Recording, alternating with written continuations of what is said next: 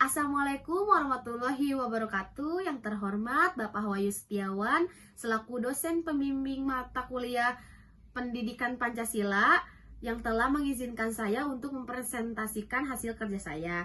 Sebelum masuk ke materinya, izinkan saya memperkenalkan diri. Nama saya Alfidwi Sukmahayati dengan NIM 21210033 dari Prodi Pendidikan Bahasa dan Sastra Indonesia tahun angkatan 2021. Di sini saya akan mempresentasikan yang berjudul tentang tantangan Pancasila dalam era globalisasi.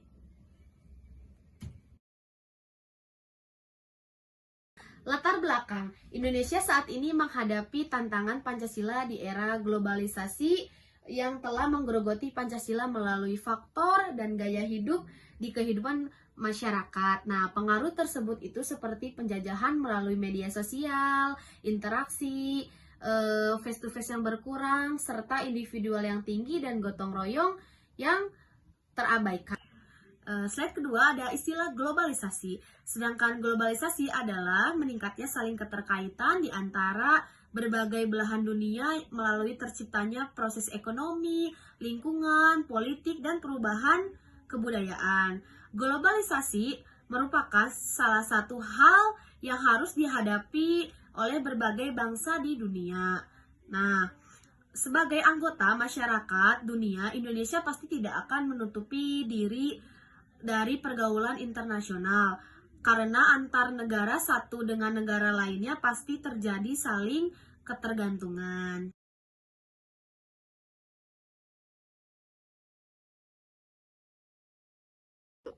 Meski banyak tantangan yang dihadapi di era globalisasi ini, Pancasila harus menjadi pemersatu bangsa Indonesia karena Pancasila adalah sebuah produk asli dari bangsa Indonesia itu sendiri. Lahirnya Pancasila tidak mudah karena harus mampu mencakupi segala aspek dalam kehidupan masyarakat dan memiliki nilai yang kuat. Yang terpenting adalah bagaimana Pancasila itu sendiri mengayomi seluruh kehidupan masyarakat yang majemuk dan mengakomodasi keinginan bangsa.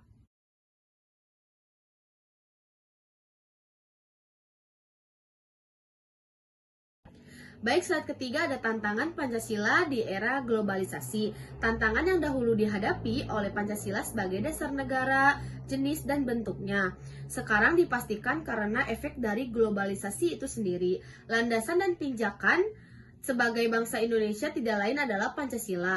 Jadi, Pancasila dalam era globalisasi itu harus dijadikan landasan berpijak dan bagi kehidupan di masyarakat. Globalisasi merupakan kelompok-kelompok masyarakat dari seluruh penjuru dunia saling mengenai, bekerja sama, dan berinteraksi secara masyarakat baru.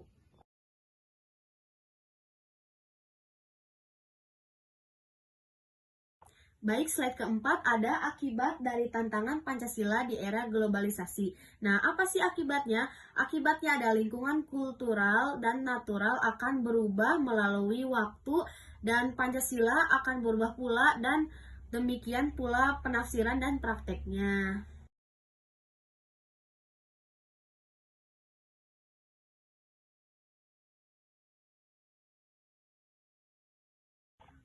Slide selanjutnya ada bagaimana cara mengatasi tantangan Pancasila di era globalisasi. Hal ini dapat menyadarkan kembali rektualisasi nilai-nilai tersebut dalam konteks kehidupan sehari-hari bangsa Indonesia, tetapi berpegang teguh dalam nilai-nilai Pancasila dan penanaman atau ide. Baik, di sini yang terakhir ada kesimpulan. Jadi kesimpulannya, Pancasila sekarang di masa-masa yang akan datang penting bagi paradigma ke arah pembangunan yang baik di segala bidang kehidupan.